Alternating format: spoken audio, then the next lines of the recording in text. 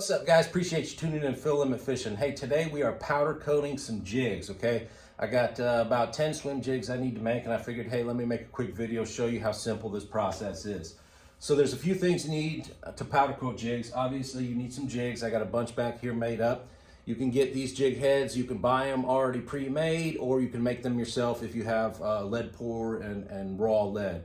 Very simple process as well. But second thing you'll need is you'll notice this little Teflon pin. That basically goes inside to where the weed guard would go. And you need this, guys. This is heat resistant, but you need this so that paint does not set in there, and then you won't be able to put your weed guard in. So very important. These are, reusable, and you can buy them off any custom tackle, manufacturer's website. So there's your jig. That's all you need. Various different molds that you can purchase in this, styles. The options are endless. But that is number one. Okay, number two, some powder paint, right? I use ProTech paints. They have awesome colors, great palette, cheap, and you can do, hundreds of jigs with just one of these little containers. You can get this again off any of the custom tackle makers. There's a bunch of different suppliers out there as well, but I use ProTech. Stuff works good. So you'll definitely need one of those.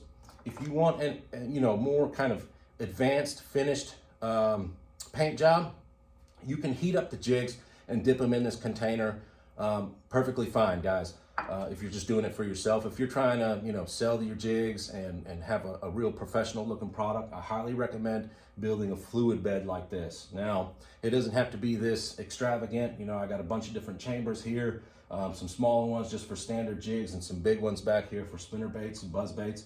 But basically what goes on is I have this pump here, and it pumps air into these tubes and through these chambers, and I have little valves here that I can control, which chamber I want to activate. If I want black, green pumpkin, or black and blue, I have yellow in here, and like a brown copper in here, just standard jig colors. You can change them out too.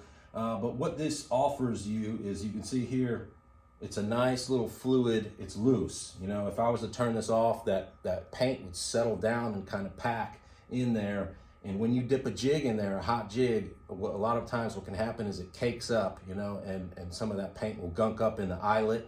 And it's not really that nice finish that you want.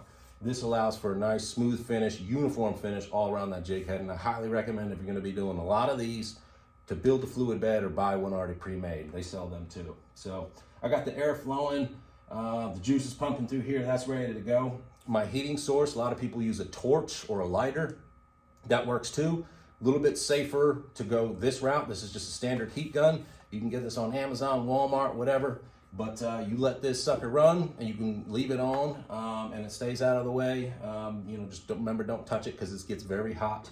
But the amount of time that this jig head spends underneath the heat gun varies. If you have a bigger 1 ounce jig, it may be a couple more seconds. If you have a 1/2 ounce jig like these, maybe half the time. You have to play with it and get comfortable how long it takes to heat up that jig. You may mess 1 or 2 up, but yeah, it's just something you need to get comfortable with over time.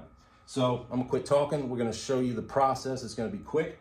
I'm gonna cut this gun on, heat the jig up. I'm gonna dip it, then I'll cut it off, and then I'll kind of tell you about my process of how to, finish up the whole deal. So here we go. I'm gonna let that warm up for a second.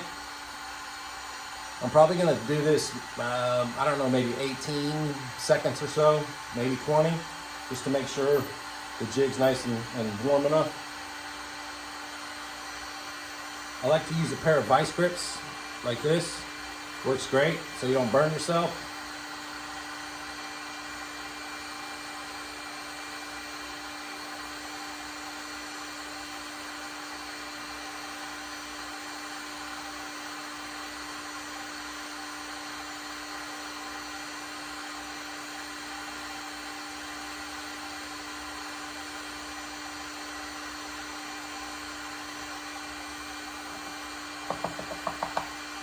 All right, fresh out, looks like that. Little dull. I'm gonna set this paint underneath the heat gun just real quick.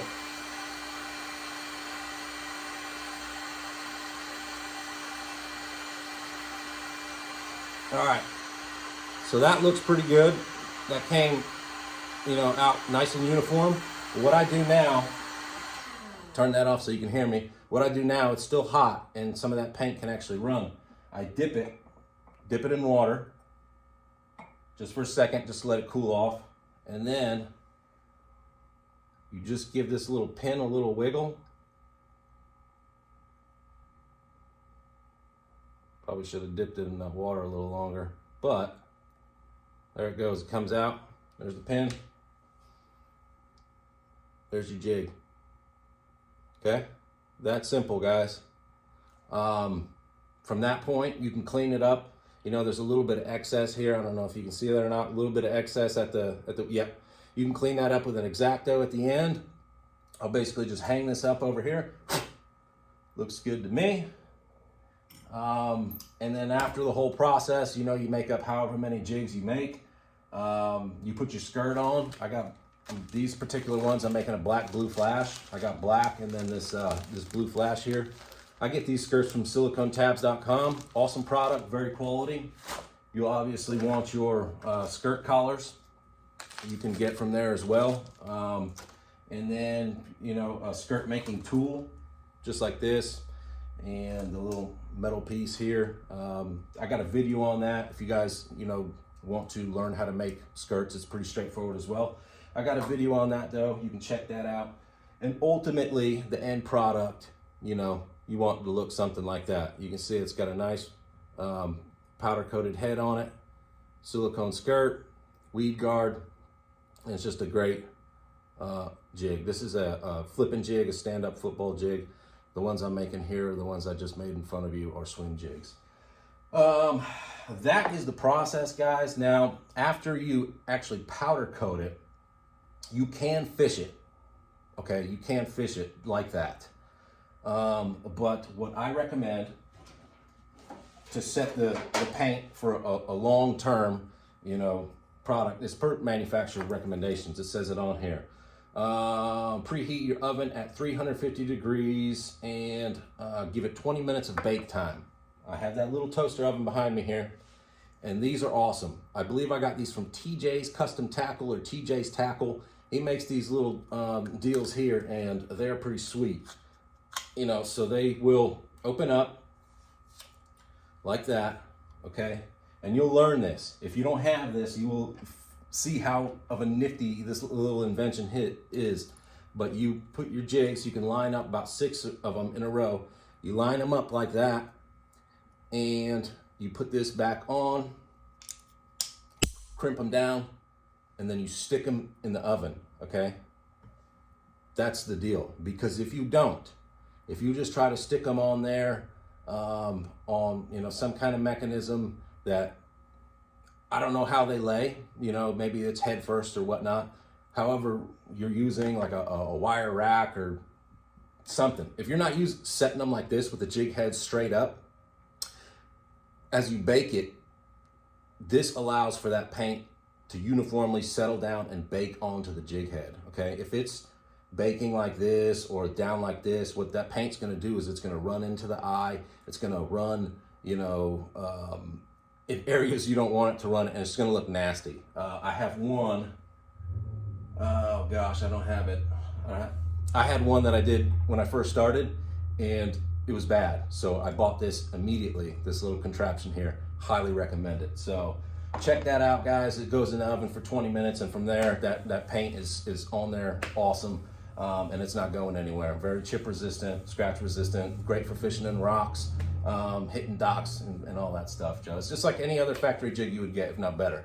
So appreciate y'all watching. If you got any questions, holler at me, hit me up, phillimitfishing.com. You can find some of these jigs. I got them for sale there. I got a lot more to make. I've been slacking off, but I need to catch up. And you know, check out my other videos, guys. I make crankbaits, spinner baits, buzz baits, all that stuff. It's all good quality stuff. I make it by hand here. And again, like and subscribe. Really appreciate the views and likes, comments, all that good stuff. Y'all know what to do. Catch y'all on the water next time. Tight lines, Phil Limit. Peace.